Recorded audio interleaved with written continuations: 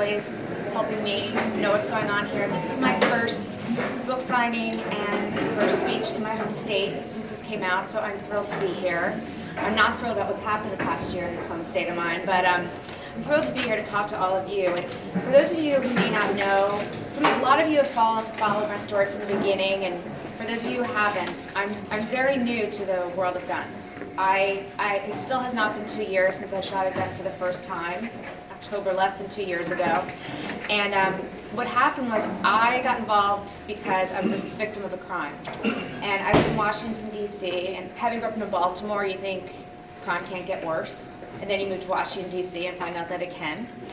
And I was dog sitting for friends and took the dog out for a walk and stupidly left the front door unlocked, closed but unlocked. And when I came back inside, there was a man in the house robbing it. And he didn't hurt me, thank God. He left. We had a moment, and he finally left. And I decided, which I got in a lot of trouble for with the police later, I decided I was going to follow him down the street, take a picture, and show the police. And so I followed him around the corner and got down just around the driveway and found 2 pickup trucks parked with 15 men standing there looking at me. So they had been doing the whole neighborhood. It was New Year's Day, and going house to house, and they knew it was there. So I turned and immediately ran back into the house. And that night going to bed, I was lying in bed terrified that these men would come back and get the good stuff. They got my wallet, it was a big house, and it was the least valuable thing in the house, my wallet. So I thought they're going to come back. And how do I protect myself from being raped and murdered with these 15 drug addicts, thugs? And it was the first time in my life I thought, if I just had a gun by my bedside table, I could defend myself. And I thought it never crossed my mind before. And obviously I didn't have one, so what I did was I just took a dresser and pushed it against the door and kind of barricaded myself in the room just to get over my fear of sleeping there that night. And but the next day I was just determined, like, I'm going to get a gun. This is crazy. I'm not living in this city defenseless again like this. And I knew that the Supreme Court had overturned the 30-year gun ban in D.C. in 2008 Heller decision, but I didn't realize what the city had done in response to that, which is to put in the most outrageously ridiculous regulations, restrictions, loopholes that you have to go through in order to register a gun. In D.C., which Maryland is headed that way, you have to register every single one of the guns you own with the government, so they know every one of them. So I started the process by just going to the police station. I mean, I didn't even know where to buy a gun. I didn't know anything about how it worked. I actually incorrectly thought that when you get a permit first and then you get a gun, almost like a carry permit would work, but it's not like that. You buy a gun, and then if they approve it, they register it. So I went to the police station and I said, I'm here to get a gun, which is the first line of my book. And she just sort of looked at me like, do you have the gun? And I said, no, I don't know where to go, I don't know what to do. And she handed me 22 pieces of paper, this police officer, and said, you have to go through this, and you have to take this test, and then you have to go through this, and go through this, and this. So confused, and I took the packet home, and I went through it, and just to get organized, I decided to figure out and make a to-do list for myself of what I had to do in order to get a legal gun in D.C. And it ended up being 17 steps. And so I went to my work at the Washington Times, and I went to my editor, and I said, look, I'm getting a gun. I know this complicated process in D.C. might be really interesting. It'll probably take me a couple weeks to do this. Do you mind if should I write about it in the paper? And he said, sure, that sounds like a great idea. I said, it'll probably be like 2 or 3 stories. It ends up, it took me 4 months to get the legal gun in D.C. and cost $435 in fees before the cost of the gun. And the series has 24 stories that it took to get the gun, as opposed to the 3 that I originally expected. But what happened soon after that is we had this terrible tragedy in Aurora, Colorado, and then President Obama was reelected to his second and last term. And right after that, we had the horrific tragedy at Newtown, Sandy Hook Elementary School. And President Obama decided he'd been a long-term, as you all know, radically anti-gun radical, and he decided to use his second term as a way to finally get at our guns. And I had just been through experience of what is gun control in action, because pretty much every law that Obama wants is in place in D.C. We've got the assault weapons ban, the high-capacity magazine ban, all fake words. We have the universal background check. We have all of them, plus a registration, plus no carry rights at all, none. You guys think it's bad here with your permit process? You're not allowed to take your gun out of your home in D.C. And so then I started seeing between December and January the greatest assault on the Second Amendment that we've seen in 20 years. The greatest. Since the early 90s when they passed the Brady Bill and they passed the assault weapons ban, the first one. And it was stronger than anyone in the past because you not only have this president who's more radically anti-gun than any president in history. You know, to go back to 1996 when he first ran for office and was asked on this questionnaire of issues, do you support a ban on handguns? And he just wrote yes. And 4 years later, he clarified only that it would be difficult, but he still supported that. And this is his history. And then going forward, what also made this assault this year so different is that you've got Mike Bloomberg. He's this billionaire who's willing to spend any amount of money to nanny the entire country. And he's decided that his gun control laws have to be spread around this country. And so he has, with the combination of Obama in the White House, supported by Bloomberg's money, they had enormous success in the first few months of this year. 5 states passed gun control laws: New York, Connecticut, Colorado, New Jersey, and unfortunately here in Maryland. So let me just, I want to read you just a little bit from my book on what happened here. And I know you all are very aware of it, but this is to a national audience who doesn't know what happened here. Maryland Governor Martin O'Malley has his sights set on running for president, so he didn't want to get outflanked on the left by the ambitious Cuomo. Andrew Cuomo obviously went first with their 7-limit magazine ban in New York that worked out so well for him. On the 1-month anniversary of the Newtown shooting, and the same day that the New York Assembly passed the SAFE law, O'Malley announced his own legislative agenda to tighten Maryland's already restrictive gun laws. With Bloomberg standing at his side, O'Malley rolled out his agenda at a forum on gun violence at the Johns Hopkins Bloomberg School of Public Health in Baltimore. Regulating assault weapons certainly falls within the bounds of the Second Amendment, the mayor said at the event. These guns are equipment are not designed for sport or home defense. They are designed to kill large numbers of people quickly. That's the only purpose they have. They belong on the battlefield in the hands of our brave, professionally trained soldiers, not on the streets of our cities, suburbs, or rural areas. Actually, we don't send our men and women into war with only semi-automatic rifles. O'Malley said he would push for Bloomberg's agenda. Mayor, you will be pleased to hear that in Maryland we are taking on this issue again in this year's legislative session. O'Malley said the legislation he was introducing will, quote, ban military-style assault weapons that have no place on the streets of Baltimore or in any other neighborhood in our state. And it will also limit the size of magazines to make it harder for criminals to gun down in succession police officers or school children, unquote. O'Malley did not mention that only 2 of the 390 murders in Maryland in 2001 could be traced to rifles of any style. In comparison, 73 homicides were by knife. These facts did not fit into his emotional appeal. A few weeks later, the Democratic governor used creepy big brother tactics to get support for his gun grab in the, quote, free state. Gun owners started reporting in early February that they got an email from O'Malley encouraging them to support his legislative agenda. The email was purportedly about the upcoming Junior Waterfowl Hunting Day. But O'Malley also wrote, quote, I also want to take this opportunity to address you directly about the proposal we recently introduced to reduce gun violence. Our goal is to enact common sense proposals to keep guns out of the hands of dangerous criminals and try to reduce the risk of a mass shooting like the one that occurred in Newtown. Let me be clear, we are committed to protecting hunters and their traditions.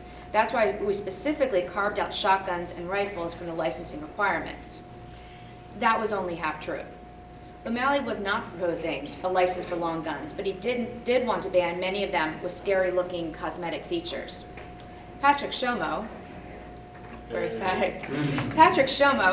president of the pro-gun rights organization Maryland Shall Issue, told me that O'Malley, quote, appears to be tapping the state's Department of Natural Resources database for hunting licenses. Shomo added, quote, in O'Malley's mind, he can push gun control all he wants as long as he can split off the hunters from the rest of us. It's not working. Many hunters were among the thousands who showed up to a pro-gun rally held in Annapolis to protest a hearing on the gun bill. O'Malley was out of touch with most Marylanders' view. A poll by Susquehanna Polling Research on February 6 showed that most disagreed with the concept that, quote, one's choice of firearms for personal self-defense should be limited only to those the government allows for hunting by 50 to 39. The survey also reported that 83% of Marylanders believe they have the right to use a firearm to protect themselves and their families. Nevertheless, O'Malley was able to ram his gun control bill through the state legislature, and on February 28th, the state Senate approved the proposal 28-19. The General Assembly passed an amended bill on April 3rd by a vote of 78 to 61. All of the 43 Republicans plus 18 Democrats opposed the measure, and the Senate passed the amended bill the next day. And you can read the rest. You guys mostly know what happens in the rest of it. And unfortunately, of course, O'Malley signed that into law. Now, in just, 8 days, you guys are facing all these laws coming into action, and you're seeing already, was it last week, Patrick emailed me, and Ed emailed me first and said, they're giving out all the law-abiding people's information through 5 different government agencies in this state. The assault on your Second Amendment is so real to those of you in this room. And when I speak around the country, you're the people I'm talking about who've had their rights infringed. So in this book, one of the main things I try to do, probably the most important thing I try to do, is to educate people on the facts of gun control and gun violence. Because between Obama, White House platform, Bloomberg's money to spend tens of millions of dollars on ads, and the liberal media's anti-gun agenda, it is very hard for the American public to understand the realities of gun control and gun violence. And that's why you see the polls skew oddly this year in favor of gun control in a way that you've not seen probably in any time in the past. It's this misleading language, and it's deliberate by the White House. And I go through all sort of these myths in my book. What is an assault weapons ban? What does it mean by universal background check?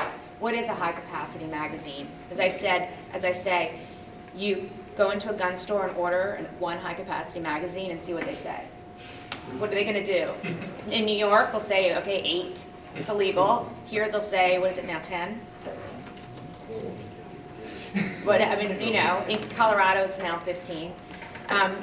Manufacturers put it at 50 to 100. But, this is the language that they use in order to mislead people. But the 2 facts that I think are the most important, that is absolutely vital, that we continue to say over and over and over again, is 1, no gun control law has ever decreased violence. Never. The Centers for Disease Control did a 2-year study of every gun control law that's ever been on the books at the local, state, and federal level. CDC, which hates guns in the first place, so already it's going to come with a bias. Even they couldn't find one law that has ever reduced violence. And the reason for this is fairly simple to understand. Criminals don't care what the laws are. That's why they're criminals. They don't care if there's a high-capacity magazine ban. They don't care if they need to get a carry permit. They don't care if they need to register the gun, and they're sure not going to go through 17 steps that I did to get a gun. They're not going to take a written test. And the second major reason it doesn't reduce crime is because law enforcement is wasting their time going after the law-abiding people like us for trying to make sure our magazines are 10 rounds, as opposed to going after the real criminals and the thugs and the murderers on the streets. And that's why you see there was a poll done by Police One this year between 85 and 95, depending on which agenda item of Obama's you look at. Between 85 and 95 of all the law enforcement in this country disagree with Obama's agenda on these items. It's 95 for assault weapons. Half of them usually say it will actually make crime worse because their resources will be dispersed. The police don't want this. Law enforcement doesn't want this. This is a far left-wing agenda that is to disarm the populace. This is not about public safety. And the second major fact that I just hope to get through when I talk about this book and in this book is that as gun ownership in this country has escalated, in fact, we have 300 million guns in this country, over, I think, now. Half of the households in this country have a gun in it. Gun crime has steadily gone down for 20 years. Since 1991, gun violence has gone down 40%. Gun murders have gone down 40%. Non-fatal shootings have gone down 70%. So as gun ownership has gone like this, and in fact in the past year, it's probably gone almost like this, As you all know who've been trying to buy guns or ammo in this country, you can't get it. Gun crime, gun murders like this. And the third, based on the tragedy that happened this year at the Navy Yard, because the president just yesterday again said he's exploiting these mass shootings to push more for gun control, as does most of the media. So important to know, mass shootings are not up, they're not down, but they're not up. And the Congressional Research Service, which is the research arm of Congress, did a study in April looking at mass shootings over 30 years.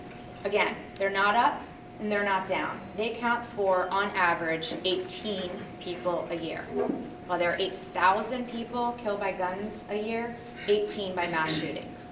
However, if you're like me and you have to go on Piers Morgan or Anderson Cooper, and they continually tell you mass shootings are on the rise, and I say that's factually incorrect. Or as I said to the guest on Anderson Cooper the other day, really, mass shootings are on the rise? What is that based on? And he said, based on the fact that they're happening all the time.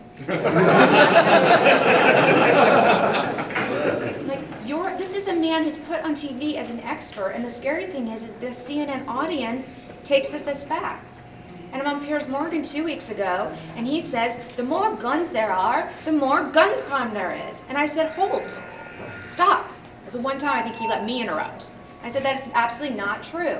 Gun ownership has steadily gone up in this country, and gun crime is down. It's false. So while the media can keep perpetuating these myths, it's up to those of us who know the facts to keep pushing back, because those myths are intended to enable the politicians to pass more laws to infringe on our Second Amendment rights to keep and bear arms. And that's the fight that we have in here today. And I think more than anything, you all are so engaged on this issue, especially in this blue state. It's hard. It's a hard fight. I was just out in Colorado yesterday. It's a little bit easier for them there, even though they lost a big battle, but they won a good one on this recalling 2 of their elected officials for the first time in their state history. But they have a chance at getting Republicans in the majority, and pro-gun people in the majority, I should say. It's not even just Republicans. It's real hard here. This is a hard battle, and you guys are really on the front lines, and I appreciate what you're doing, especially, I grew up in Baltimore. I appreciate, as my hometown team, doing this, and to keep at it. As a nation, this is the greatest assault that we've ever had on our Second Amendment, and it is why the Second Amendment was written by the Founding Fathers, was to prevent against government tyranny, and all we're seeing is the government slowly encroaching in our lives in every way. Whether it's the NSA spying on us, whether it's Obamacare taking over our healthcare system, whether it's any of those things, it's also our guns and disarming the populace, and that is Obama's ultimate agenda. And so if we don't fight, if we don't stop this, if we don't let it spread to any more states, then we can slowly take back our government. Thank you.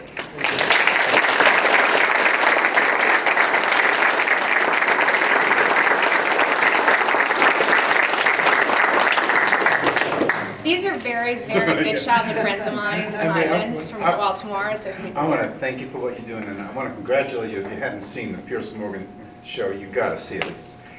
Your calm and your confidence. I mean, it reduced him to a babbling idiot on his own shows. It was unbelievable. I loved your line about can I talk now? But I might be the only non-gun owner in the room, and I know a lot of non-gun owners, and a lot of them are persuaded to kind of lean towards some gun controls because they hear the numbers of 10,000 murders, and they're told that our murder rate by guns is the highest in the world. But I read that if you took out X number, I don't know what X is, of inner city murders, that we have one of the best records in the country. Do you have the data on that? Or? Yeah, of the 8,000 or so killed by year, it's been handgun. It's all handgun. Obviously, they're concealed, concealable. About a quarter of those are felony types, meaning they're criminals against criminals. So we can't really do anything about criminals killing criminals. So let's take it down, so it's about 6,000. Almost entirely urban related, almost entirely. I mean, they're obviously, it's just the chances, and that's why these mass shootings have such a reverberation in the public, because mostly, if you live in the suburbs, if you live in a rural area, you're not going to hear of someone getting killed by a handgun. It just isn't that commonplace. But these rifle shootings in movie theaters and schools, at your workplace, that's something that is sort of relatable. That could happen to me. That's something I can't control. But you can control going into the inner city and living in a dangerous neighborhood. And that's what I think is the most irresponsible part of what the president's doing, as recently as yesterday, is he deliberately scares the American people in order to pass his agenda. We are safer now than ever. All violent crime is down. All violent crime, no matter what type. But gun crime is down. It's decreasing. We're moving in the right direction. And gun ownership is on the high. We don't know if that's a direct correlation yet, if gun ownership leads to less crime, if gun ownership is a deterrent, and that's, they haven't quite proven that, but what we do know for sure is that gun ownership has gone up and crime has gone down. So gun ownership definitely doesn't lead to more crime.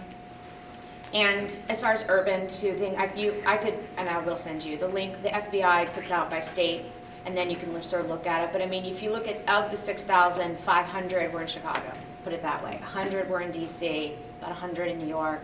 You know, it starts to narrow down once you go through the big cities. And it's just a matter, violence is so much more complicated. It's not about guns. It's just about so many other, obviously we've gone through these facts. It's about so many other things. There's many factors of gun violence. It's the cities, it's lack of education, lack of jobs, drugs is an enormous part of it. Weather, climate, this affects it, how compact people are. I mean, there's all these factors in why gun violence is in certain areas, but it's not about the guns. Thank you guys for being here. They've known me since I was in high school. Quick question, as somebody who is a journalist in the media, what the hell happened to your profession? Why is it not? Well, And what can be done about that? Because the longer they're allowed to not look at the facts yeah. and write articles and editorials that don't look at the facts, they're swaying people who aren't paying attention. Can I add to that? Thank you for your positive influence on your profession. Thank you. And actually, I have a whole chapter on liberal media distortion in my book, and one of the things I said is, you know, I'm a member of the mainstream media, but I'm pro-Second Amendment, and that's rare. And I equate it for two reasons. First of all, the media just has a liberal bias. It always has been. I've been in the media my whole career. Most are liberals. And so a liberal mindset is more government control, and more government control over everything, but guns in particular. Of course, I work for a conservative newspaper. Our opinion page is conservative, Washington Times, and so we are pro-Constitution, and Second Amendment obviously being part of that. And I think our news pages are really are straightforward facts, which you're going to get. You're going to get, first you're going to get news you don't get in other places, but you're also just going to get the facts. You're not going to get this bias. And our opinion pages are conservative, and there are conservative outlets, but obviously it's like, David and Goliath when it comes to the media. We've got Fox News, I think, is a good counterbalance. I think for two reasons this happened. One is because if you heard that phrase, it bleeds, it leads. It's like the old local news thing. And growing up in Baltimore, I knew this well from WJZ. It's always the first story on the local news is the person who got shot. I mean, you could have 500 people's houses burning down, but the guy who got shot is going to be the lead because it bleeds, it leads. And that's just because of the oddly, sickeningly entertainment factors. People follow this stuff. They like the blood and guts, and it does help ratings. And so that's why you see this Navy Yard shooting, 12 people killed. It's a horrible, horrible, shocking tragedy. Could have been prevented with a proper mental health system. And if our military were allowed to have sidearms at work. But there were 12 people killed in Chicago last week. I mean, more than. The media loves these stories because it helps the ratings, and that's why you see them go bananas on them. And that is part of the reason the public thinks mass shootings are increasing. Not to mention that people on CNN and MSNBC say mass shootings are increasing, and they factually lie about that. And I think the second reason for the liberal media distortion, especially in gun issues, is so many media are personally anti-gun, don't own guns, have no experience with guns. And so, first of all, they make so many mistakes. You see that all the time, I'm sure, where my favorite one of all, which is so ridiculous, is when they finally released that picture of Obama supposedly skeet shooting. I still think it's doctored, but almost every major outlet, major news reporterly outlet said Obama's skeet shooting with the rifle.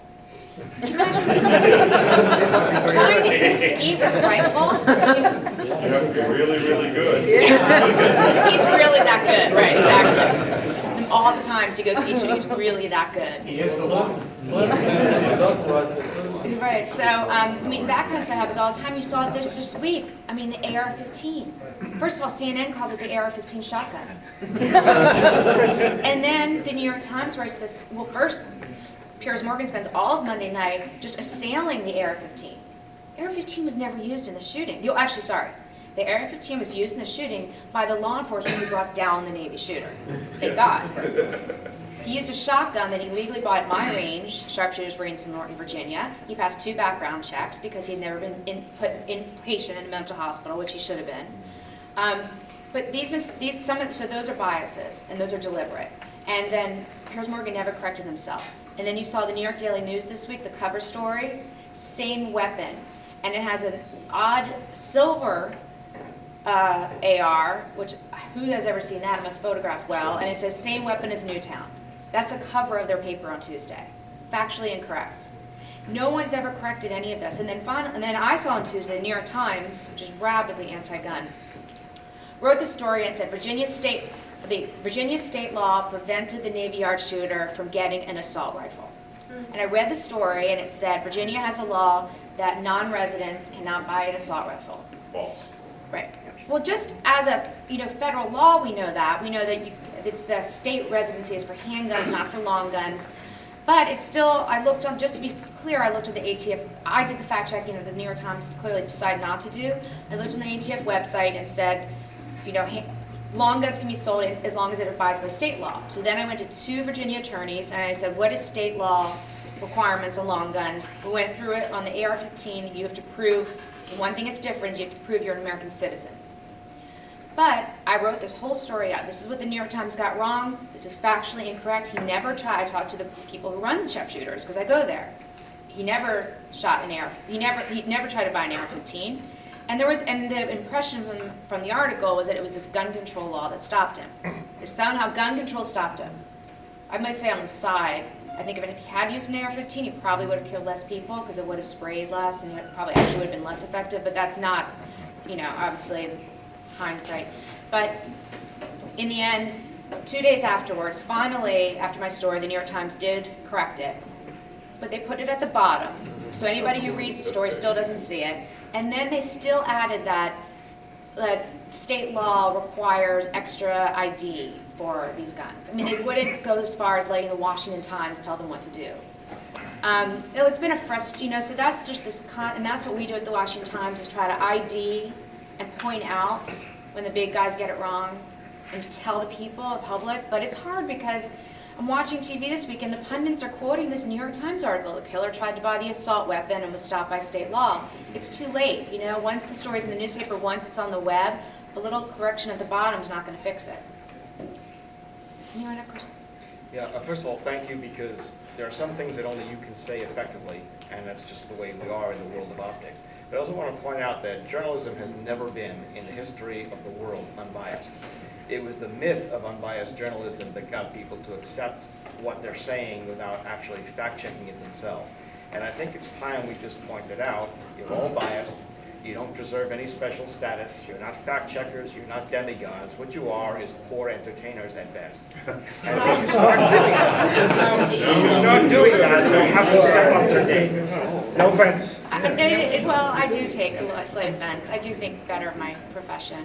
We do our best to, I'm obviously an opinion journalist, I'm not a news reporter, but that being said, I work really hard to give the facts. And some do, but I think my paper does, and I know a lot of my colleagues do. We work really hard to not print anything. You never saw in the Washington Times any reporting this week other than a shotgun was used. I would say that. Because we talked to law enforcement. And because sharpshooters, where they bought the gun, happens to be my range, I was the only reporter they would talk to. And I do my best, and my colleagues do our best to make sure that whatever we give the public is as factual as we can be. But of course, I'm an opinion journalist, so I come out saying I'm a conservative, these are my principles, and that's what writing for an opinion page gives me that freedom. But of course, every human being has biases. The issue is do you if you're on the news side, if that side or you're on TV, it's supposed to be a straight anchor, you're supposed to be the evening news anchor, how much of your personal bias gets filtered through? Piers Morgan, you've been in the ability of these. Is he really that stupid? Well, no, he's not stupid. No. I don't think he cares about getting it right. He cares about making his point. And, his point is we need more gun control laws and we need to be like England. He doesn't understand this is America. we have a Second Amendment because they're King George, and we don't want to be like Britain. You know, I don't think he spends the time learning the facts. I don't think he cares. I think he has an agenda. I definitely think he cares about his ratings. I mean, he's a TV, you know. Because a little bit I've seen, because I can't watch much of it. It does get frustrating. It almost seems like he's taking this wrong side so people watch on, like you on, or Ted Nugent on, so that people will turn and watch, because, you know, most of us we're either watching Fox or Right. MSNBC. Yeah. Oh, I mean, he definitely invites, and I talked to Nugent before I went on the show for advice. He's so great. You know, and he's like, who cares? He's an idiot, you know. I mean, I wish I was as brave as the Nuge, but he definitely puts us on for entertainment's sake, to beat us up. That's part of it. And people say to me, why do you go on these shows? My theory is, you know, I can keep going on Fox, and I do, and talking to people who know these truths, whether it's on guns or any issue that I talk about. But if I can go on Fox, and in that Piers Morgan interview, when he said gun ownership goes up, crime goes up, and I can stop him and say that's actually not true, here's the facts of gun violence in our country based on the FBI's numbers, then there's got to be maybe one person out there in the world who watches CNN who heard that, you know, and I'm not going to get them in my paper. I might not get them on Fox. And the same thing with Anderson Cooper. I mean, I can stop them and say, no, mass shootings are not up. Let's look at the Congressional Research Service as opposed to all of your emotions about this. You all have a feeling that mass shootings are up, but they're not. So, you know, I think it's worth it, even though, yes, they do it just to beat us up. I think it is worth it to have an opportunity to try to get some truth out to the people who are watching. I watched all your interviews that you've been on when you talk about Piers Morgan and everything else. I actually watched C-SPAN last night. Oh. It was so refreshing to see you interact with somebody who actually had a basic knowledge. Yeah, great. Where you weren't just arguing over known facts. Yeah. So it's very refreshing. But one of the things you brought up is something we dealt with here in Maryland, is the battle over the language. There's been so many cases of the governor or the Marcus Brown from the Maryland State Police saying we're banning automatic weapons. I Or even know. correcting themselves to say these things. And if you look at yourself, even 3 years ago before you became a firearm owner, if you would have heard these things, you probably didn't have any frame of reference. And that's what we're battling, is that we have all these people that aren't one of us. They're not part of the choir. And they hear these terms, and the only thing they can think of is the movies and everything. We never get a chance to correct it. Well, I was going to reference what he's talking about on C-SPAN, and it airs again tonight at 9 o'clock on C-SPAN 2, Book TV. It was so well done. Actually, it's my favorite interview I've done on this book tour. What they did is they partnered me. They had the person interview me, a liberal New York Times reporter who wrote a book on gun control, and a gentleman, I think. And he knows everything that I do, more, because he has some more depth of history than I did. And so we had this very deep, substantive, full-hour debate on the issues. We didn't agree, as you saw. We disagreed. We agreed on some things, like getting mental health records into the NICS system, There's a couple better things mental we're able health. to move on. It's so refreshing. And I mean, it was just, that is, you know, I wish all of our debates could be like that. And as I said to him, I said, this is how you can have conversations if politicians aren't involved. Because you can actually have a substantive debate from two different sides and find middle ground and find solutions. So anyway, it airs again at 9 o'clock on C-SPAN 2 on Book TV. On the language, I actually devoted 2 chapters. I could have devoted a whole book to the loaded language. Obama's the worst on this. And O'Malley's really bad too. And the most egregious one, it just goes to show what you just said. Obama said last year, he's in San Francisco, he's in San Francisco, and he said, we can never let again what happened to those children in Newtown being shot by a semi-automatic, I mean an automatic gun. He actually corrected himself to lie. Using those children. And there's so many times, I mean, he said it yesterday, we have to get military weapons off our streets. There should not be automatic weapons in movie theaters. And I give the history of the term assault weapon, and it goes back to this guy Josh Sugarman, who wrote this memo, it's partly in my book, explaining that if we can get people to call these rifles with cosmetic appearances assault weapons, they will think they're fully automatic guns. They will think that they're the military guns, and they will think that they're on the streets and be scared. And so it's hard, and I mean, I wish I could literally sit down with every single person in America who wants more gun control and just explain these facts. You know, I had a girlfriend I grew up with in Baltimore say to me, but she goes, I just don't think we should have assault weapons on the streets. and she's a mom. She's not, obviously not paying close attention to the debate.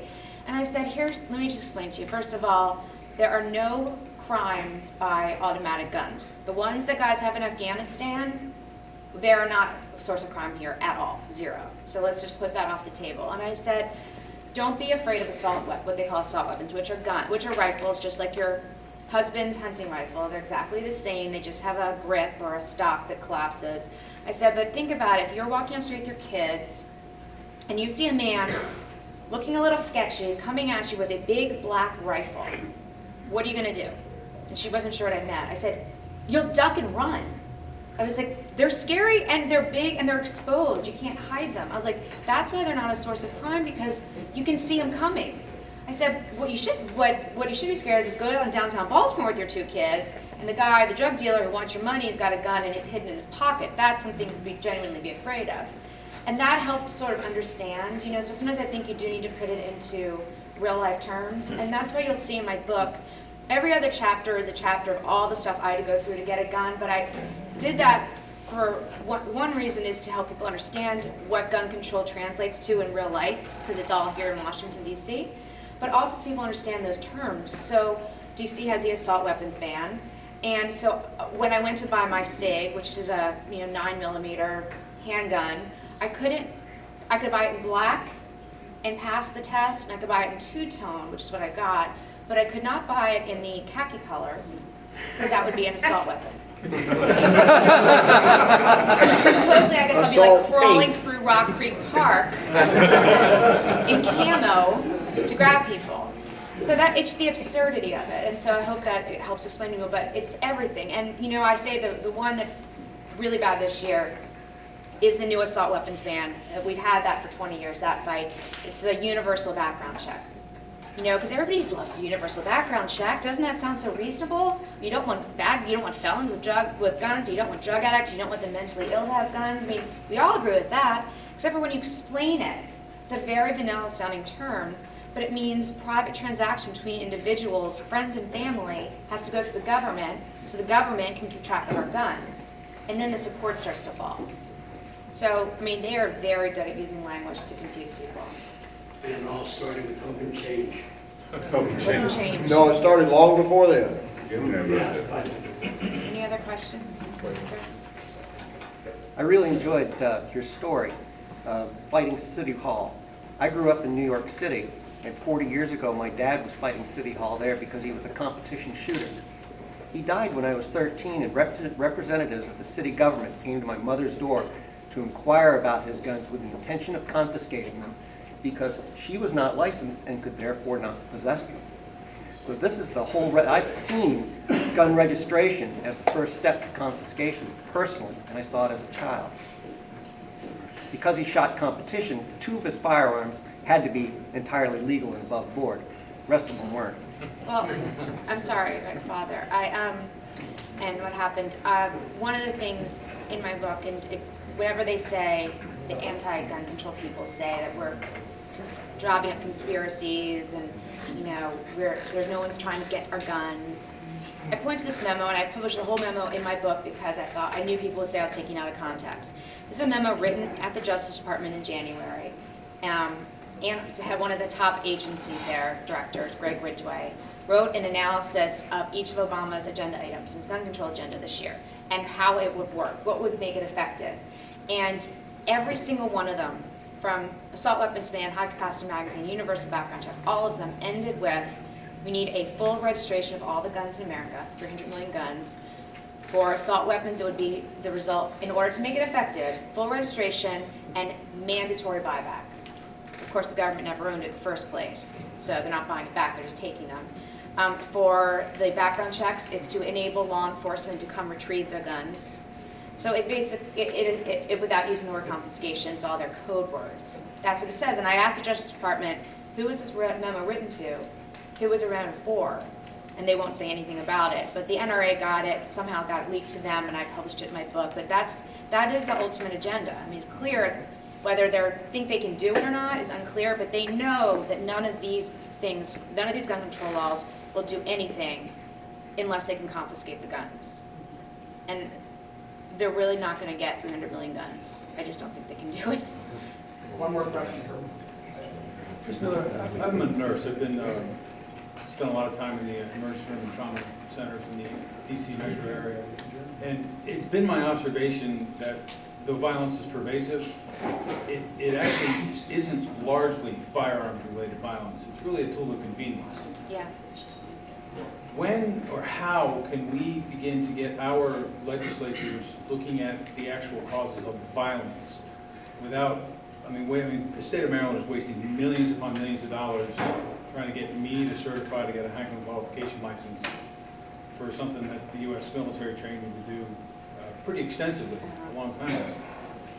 What's the step that we can take to change the conversation from gun control to violence prevention? I wish I had the answer for that, and it's one thing that I'm definitely focusing on more going forward in my writing, because violence is so complicated.